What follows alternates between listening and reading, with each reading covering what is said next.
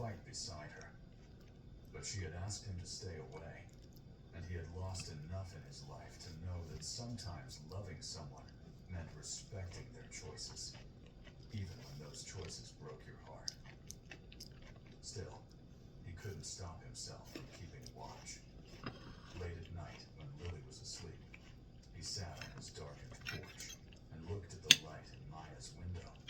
He thought about Sarah, about the way she had always told him that love meant showing up, not just when it was easy, but especially when it was hard. He wondered if there would come a moment when showing up was the right thing to do. He wondered if he would recognize it when it came. For now, all he could do was wait and watch and hope that when Maya needed him, he would be ready.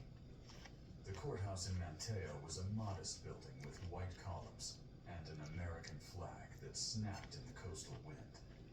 Maya arrived early, wearing a navy blue dress she had bought specifically for this day, her hands clutching a folder of documents her lawyer had prepared. She had barely slept in weeks. The circles under her eyes told a story of late nights spent reviewing custody laws, gathering character references, and trying to prepare herself for whatever Derek's expensive legal team would throw at her. Derek was already inside when she entered, seated at the opposite table with two lawyers in matching gray suits. He looked relaxed, confident, like a man who had already won. When he saw Maya walk in alone, his smile widened. He had expected this.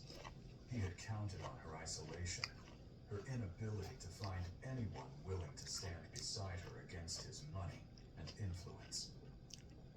The mediator, a stern woman in her 60s, called the session to order. Derek's lead attorney wasted no time launching into a prepared attack on Maya's fitness as a mother.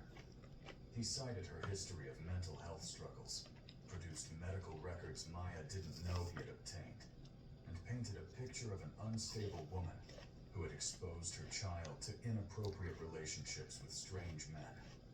Every word was calculated to destroy her. Maya's lawyer objected where she could, but the damage was mounting. Maya felt herself shrinking in her chair, the old feelings of worthlessness flooding back. Derek watched her with barely concealed satisfaction, enjoying her suffering the way he always had. Then the door at the back of the room opened. Ethan walked in quietly, wearing a clean button-down shirt and khakis. He didn't say anything, didn't make a scene. He simply moved to the gallery seating and sat down in the row directly behind Maya. She turned at the sound and saw him there, solid and steady, his eyes meeting hers with a message that needed no words. He hadn't abandoned her, despite everything she had said, despite pushing him away. He had come. Maya's eyes filled with tears, but she straightened in her chair. Something shifted inside her, a small flame of courage that had nearly been extinguished. Derek noticed the new arrival, and his expression darkened. He leaned over to whisper something to his lawyer, who nodded and made a note. When the mediator asked if Maya had any witnesses to call, her lawyer glanced back at Ethan, then at Maya questioningly. Maya nodded. Ethan was called forward and sworn in. Derek's attorney immediately went on the attack, questioning his relationship with Maya, implying impropriety, suggesting that his presence in Lucas's life was evidence of Maya's poor judgment. Ethan answered each question calmly and directly, never rising to the bait. When Maya's lawyer took over, Ethan finally had the chance to speak freely. He described what he had observed over the past month. Maya's devotion to Lucas, the way she put her son's needs above her own, the patience and love she showed even when she was exhausted and overwhelmed. I'm a single father myself, Ethan said, his voice steady. I know what it looks like when someone loves their child unconditionally. I see that in Maya every single day. She's not unstable. She's not unfit. She's one of the best mothers I've ever seen. Derek's lawyer tried to discredit him, out that he had known Maya for barely a month. Ethan didn't waver.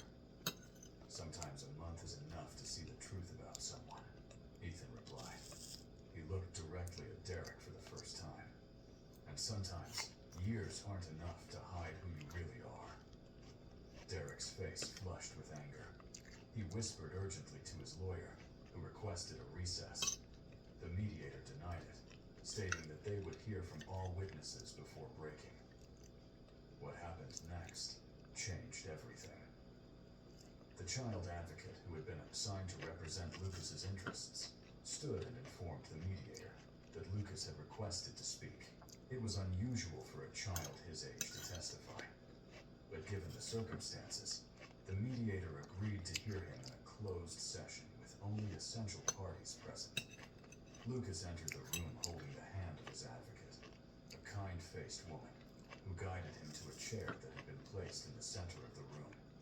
He looked small and scared, but when his eyes found his mother's face, he seemed to gather strength. The mediator asked Lucas gentle questions about his life, his home, his feelings. He answered quietly at first, his voice barely above a whisper. Then the advocate asked him if there was anything he wanted to tell the adults in the room. Lucas looked at his father, really looked at him, for the first time since entering. When he spoke, his voice was stronger than anyone expected. I remember when Daddy used to yell at Mommy, Lucas said. He would yell so loud that I had to cover my ears. He would call her bad names. He made her cry every night. I could hear her through the walls. Derek's face went pale.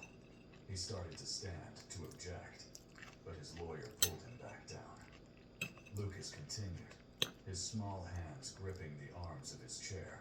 I don't want to live with Daddy. I want to stay with Mommy. She never yells. She never makes me scared. I feel safe with her. Derek couldn't contain himself any longer. He shot to his feet, his carefully maintained composure finally cracking.